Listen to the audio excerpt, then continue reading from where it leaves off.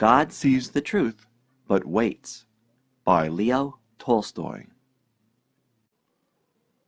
In the town of Vladimir lived a young merchant named Ivan Dmitrich Aksionov. He had 2 shops and a house of his own. Aksionov was a handsome, fair-haired, curly-headed fellow, full of fun and very fond of singing. When quite a young man he had been given to drink, and was riotous when he had had too much. But after he married he gave up drinking, except now and then. One summer Aksionov was going to the Nizhny Fair, and as he bade good-bye to his family, his wife said to him, "Ivan Dmitrich, do not start today. I have had a bad dream about you." Aksionov laughed and said, "You are afraid that when I get to the fair I shall go on a spree." His wife replied, "I do not know what I am afraid of. All I know is that I had a bad dream.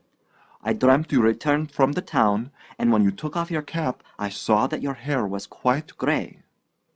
Aksionov laughed. "That's a lucky sign," said he. "See if I don't sell out all my goods, and bring you some presents from the fair." So he said good-bye to his family, and drove away. When he had traveled halfway, he met a merchant whom he knew, and they put up at the same inn for the night. They had some tea together, and then went to bed in adjoining rooms. It was not Aksionov's habit to sleep late, and, wishing to travel while it was still cool, he aroused his driver before dawn, and told him to put in the horses. Then he made his way across to the landlord of the inn, who lived in a cottage at the back, paid his bill, and continued his journey. When he had gone about 25 miles, he stopped for the horses to be fed. Aksionov rested a while in the passage of the inn, then he stepped out into the porch, and, ordering a samovar to be heated, got out his guitar and began to play. Suddenly a troika drove up with tinkling bells, and an official alighted, followed by 2 soldiers. He came to Aksionov and began to question him, asking him who he was and whence he came. Aksionov answered him fully, and said, "Won't you have some tea with me?" But the official went on cross-questioning him and asking him, "Where did you spend last night? Were you alone, or with a fellow merchant? Did you see the other merchant this morning? Why did you leave the inn before dawn?" Aksionov wondered why he was asked all these questions, but he described all that had happened, and then added, "Why do you cross-question me as if I were a thief or a robber? I am traveling on business of my own, and there is no need to question me."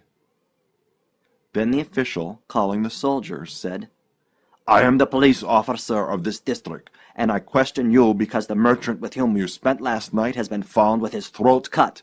We must search your things." They entered the house. The soldiers and the police officer unstrapped Aksionov's luggage and searched it. Suddenly the officer drew a knife out of the bag, crying, "Whose knife is this?" Aksionov looked, and seeing a blood-stained knife taken from his bag, he was frightened. "How is it there is blood on this knife?" Aksionov tried to answer, but could hardly utter a word, and only stammered, "I don't know. Not mine." Then the police officer said, "This morning the merchant was found in bed with his throat cut. You are the only person who could have done it. The house was locked from inside, and no one else was there. Here is this blood-stained knife in your bag, and your face and manner betray you. Tell me how you killed him, and how much money you stole." Aksionov swore he had not done it, that he had not seen the merchant after they had had tea together, that he had no money except 8,000 rubles of his own, and that the knife was not his. But his voice was broken, his face pale, and he trembled with fear as though he were guilty. The police officer ordered the soldiers to bind Aksionov and to put him in the cart. As they tied his feet together and flung him into the cart, Aksionov crossed himself and wept. His money and goods were taken from him, and he was sent to the nearest town and imprisoned there. Enquiries as to his character were made in Vladimir. The merchants and other inhabitants of that town said that in former days he used to drink and waste his time, but that he was a good man. Then the trial came on. He was charged with murdering a merchant from Ryazan and robbing him of 20,000 rubles. His wife was in despair, and did not know what to believe. Her children were all quite small. One was a baby at her breast. Taking them all with her, she went to the town where her husband was in jail. At first she was not allowed to see him, but after much begging she obtained permission from the officials, and was taken to him. When she saw her husband in prison dress and in chains, shut up with thieves and criminals, she fell down and did not come to her senses for a long time. Then she drew her children to her and sat down near him.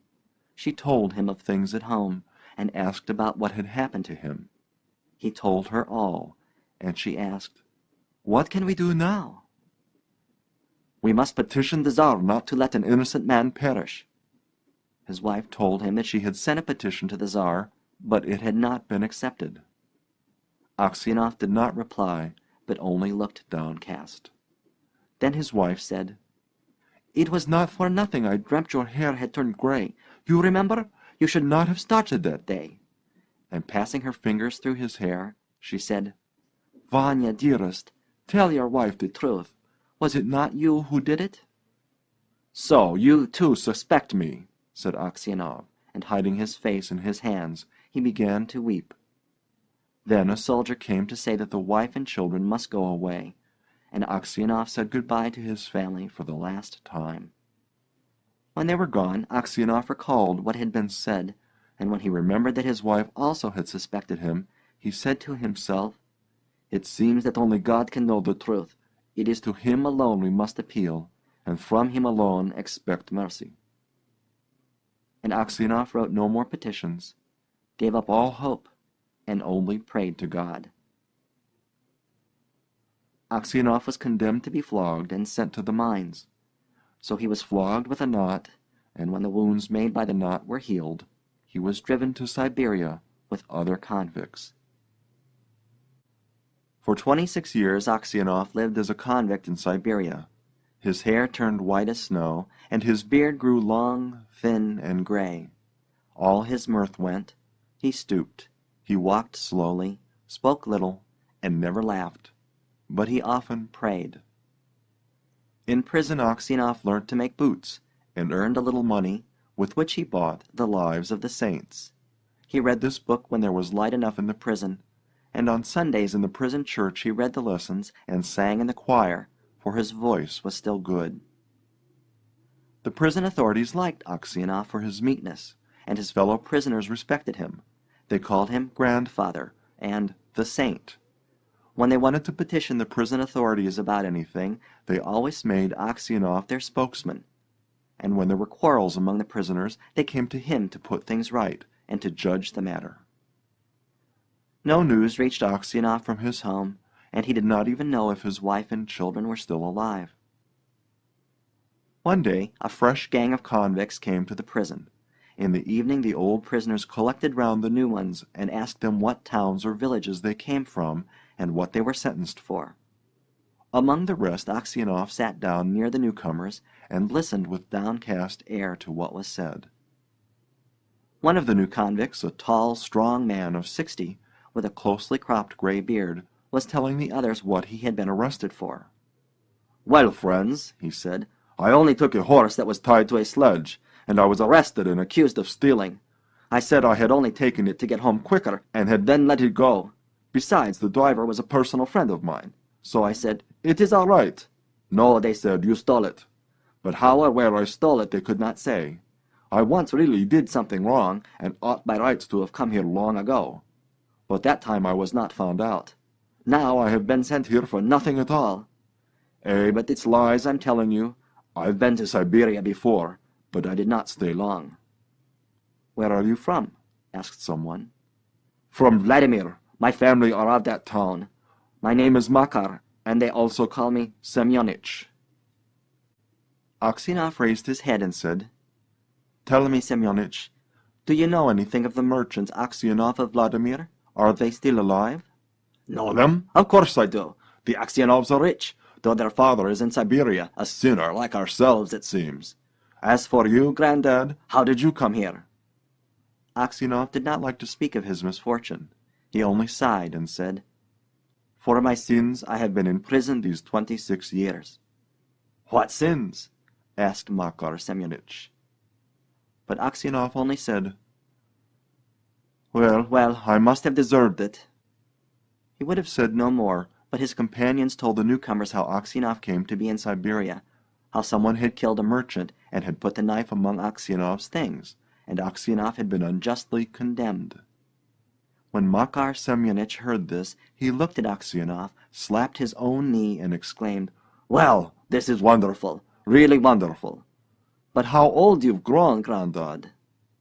The others asked him why he was so surprised, and where he had seen Aksionov before.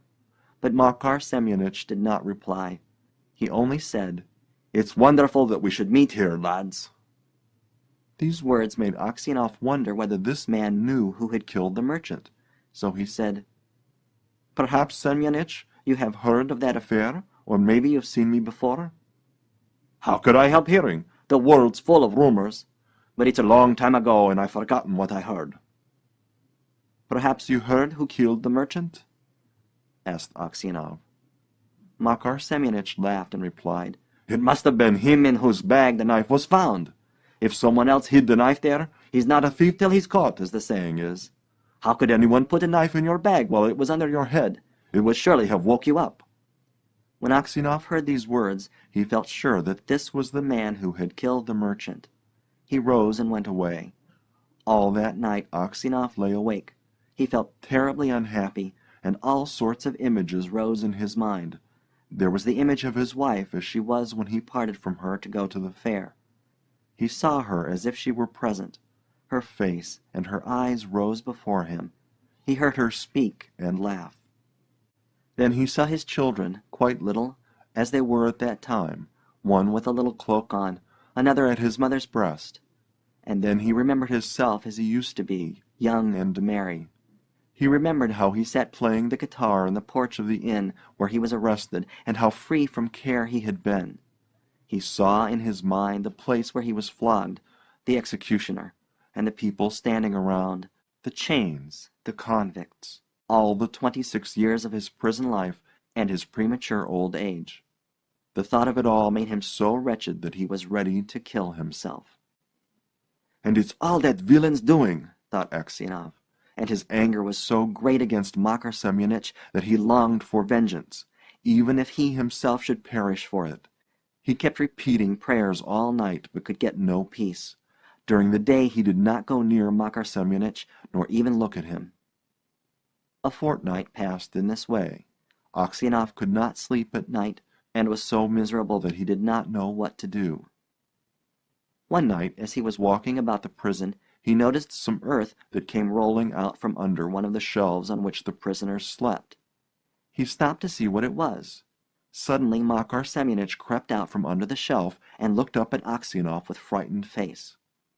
Aksionov tried to pass without looking at him, but Makar seized his hand and told him that he had dug a hole under the wall, getting rid of the earth by putting it into his high boots, and emptying it out every day on the road when the prisoners were driven to their work. "Just you keep quiet, old man, and you shall get out too. If you blab, they'll flog the life out of me, but I will kill you first." Aksionov trembled with anger as he looked at his enemy. He drew his hand away, saying, "I have no wish to escape, and you have no need to kill me. You killed me long ago. As to telling on you, I may do so or not, as God shall direct." Next day, when the convicts were led out to work, the convoy soldiers noticed that one or other of the prisoners emptied some earth out of his boots. The prison was searched and the tunnel found. The governor came and questioned all the prisoners to find out who had dug the hole. They all denied any knowledge of it. Those who knew would not betray Makar Semyonich, knowing he would be flogged almost to death. At last the governor turned to Aksionov, whom he knew to be a just man, and said, "You are a truthful old man. Tell me, before God, who dug the hole?" Makar Semyonich stood as if he were quite unconcerned, looking at the governor and not so much as glancing at Aksionov. Aksionov's lips and hands trembled, and for a long time he could not utter a word. He thought, "Why should I screen him who ruined my life? Let him pay for what I have suffered. But if I tell, they will probably flog the life out of him, and maybe I suspect him wrongly. And, after all, What good would it be to me?" "Well, old man," repeated the governor, "tell me the truth. Who has been digging under the wall?" Aksionov glanced at Makar Semyonich and said, "I cannot say, your honor. It is not God's will that I should tell. Do what you like with me. I am in your hands." However much the governor tried, Aksionov would say no more, and so the matter had to be left. That night, when Aksionov was lying on his bed and just beginning to doze, someone came quietly and sat down on his bed. He peered through the darkness and recognized Makar. "What more do you want of me?" asked Aksionov. "Why have you come here?" Makar Semyonich was silent, so Aksionov sat up and said, "What do you want? Go away, or I will call the guard." Makar Semyonich bent close over Aksionov and whispered, "Ivan Dmitritch, forgive me." "What for?" asked Aksionov. "It was I who killed the merchant and hid the knife among your things. I meant to kill you too, but I heard a noise outside, so I hid the knife in your bag and escaped out the window." Aksionov was silent and did not know what to say. Makar Semyonich slipped off the bed shelf and knelt upon the ground. "Ivan Dmitritch," he said, "forgive me. For the love of God, forgive me. I will confess that it was I who killed the merchant, and you will be released and can go to your home." "It is easy for you to talk," said Aksionov, "but I have suffered for you these 26 years. Where could I go now? My wife is dead and my children have forgotten me. I have nowhere to go." Makar Semyonich did not rise, but beat his head on the floor. "Ivan Dmitritch, forgive me!" he cried. "When they flogged me with the knot, it was not so hard to bear as it is to see you now. Yet you had pity on me, and did not tell. For Christ's sake, forgive me, wretch that I am!" And he began to sob. When Aksionov heard him sobbing, he too began to weep. "God will forgive you," he said. "Maybe I am 100 times worse than you." And at these words his heart grew light, and the longing for home left him. He no longer had any desire to leave the prison, but only hoped for his last hour to come. In spite of what Aksionov had said, Makar Semyonich confessed his guilt. But when the order for his release came, Aksionov was already dead. End of God Sees the Truth, but Waits by Leo Tolstoy.